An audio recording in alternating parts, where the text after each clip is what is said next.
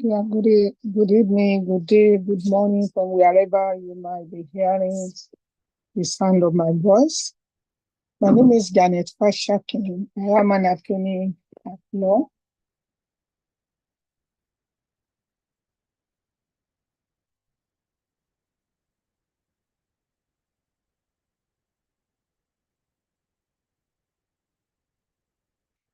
I practice here in New York, and I do federal cases, I do state cases, I do local cases as well.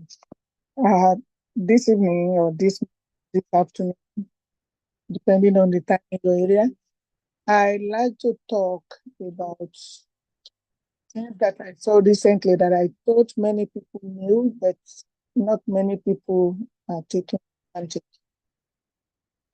That is immigration law referred to as VAWA.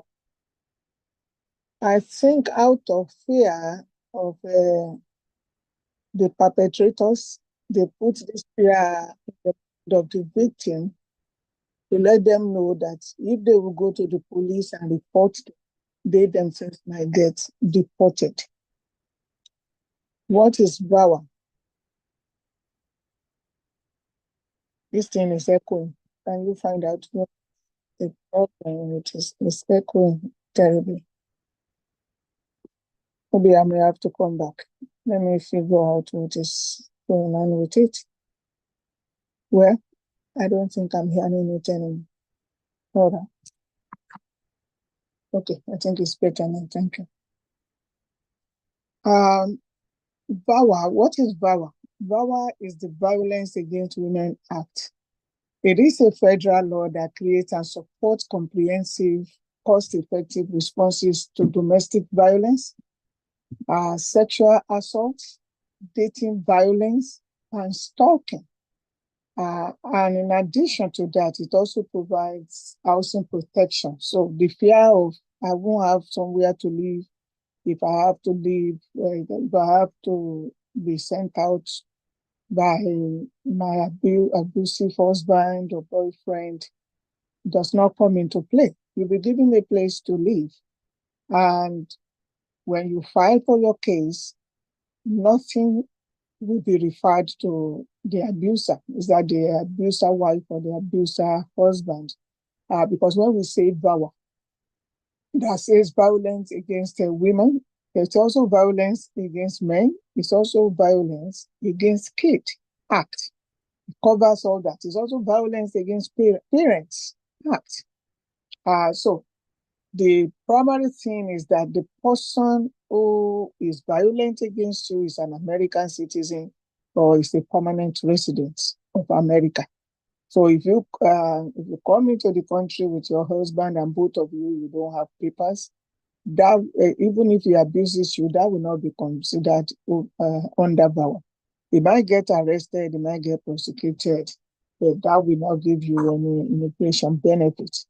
So you must have been married to an American citizen or a permanent resident of America.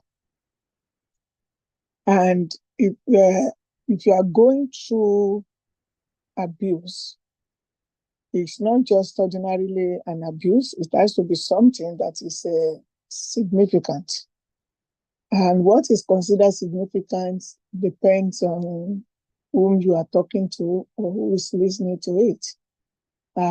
There are so many things that people will look at and say, oh, this is not that important, and it is very important. So what you do is not to keep quiet.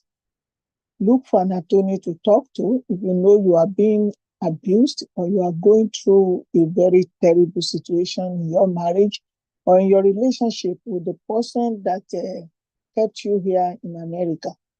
There is no reason to get so abused. The federal law does not allow it. Even the state law does not allow it. And the law of God does not allow it.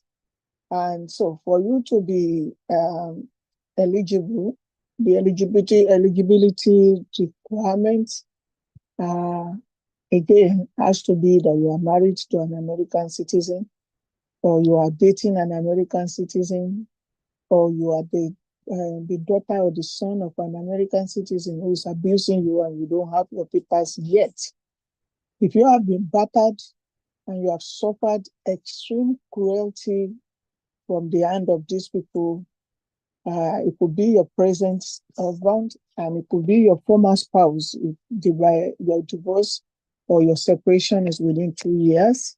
It could be your parents, or it could be your step parent. Step parent meaning that your mom or your dad married the abuser, and the abuser is abusing you. And abusing does not have to be just physical. It could be emotional. It could be talking down at you, making you feel so sorry for yourself, saying things that make you to want to commit suicide or to run away. Things like that will constitute an abuse, an extreme abuse.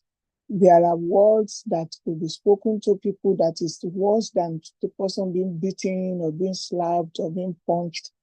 Words, they say words cannot break. Oh yeah, words can really break. Words have broken so many people. And so if they're talking to you, if they are from different races or from different culture, and is using your culture to abuse you, sometimes you call some people the N word. Some people will be saying, what is an N word? And I'm sorry that I have to say what N word is. N word means when they are calling Black people, for instance, a nigger, and they calling the Filipinos, the Chinese, they're calling them Orientals, words like that, and using it to insult you can be really, really degrading, can be really terrible. Also, when your husband is telling you that you are useless, you are a monkey, you should go back to your people, he will make sure that you don't get your papers in this country and that you should just pack your load and leave, or he will call immigration to come and pick you up and detain you.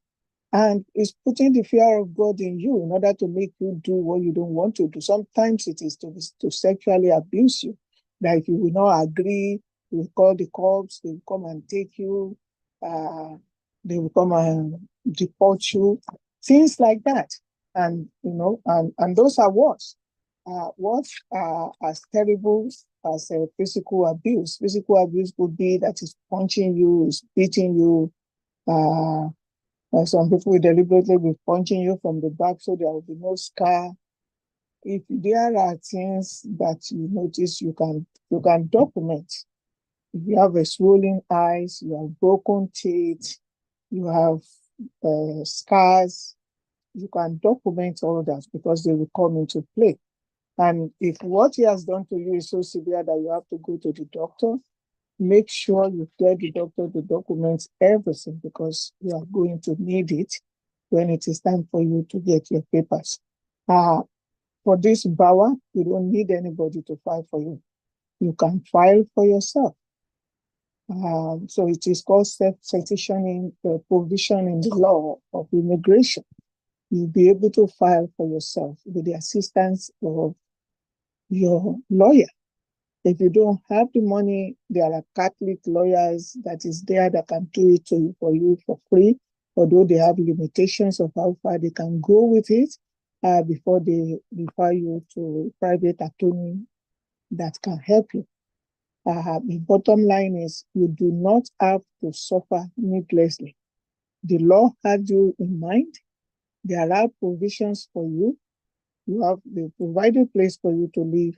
You'll be able to get your work permit, get social security number, get parole in case you need to travel, and also be able to get your green card eventually. Once it is approved, you'll be able to file for your green card.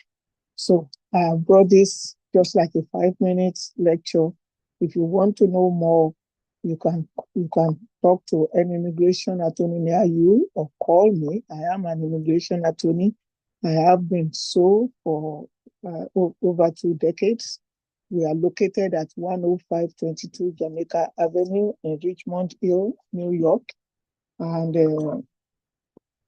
You can call me, and our phone number is 718-441-6056, 718-441-6056. And my own personal number is 646-261-6030. You can also email me at janetfash@gmail.com, janetfash@gmail.com. I will respond to your call. If what you have is something that can be helpful to you, helpful to your immigration status, I will let you know. Thank you for listening. This has been brought to you courtesy of Fashakin and Associate PC Law Firm. Have a wonderful day. And please remember, you don't have to suffer needlessly. Thank you.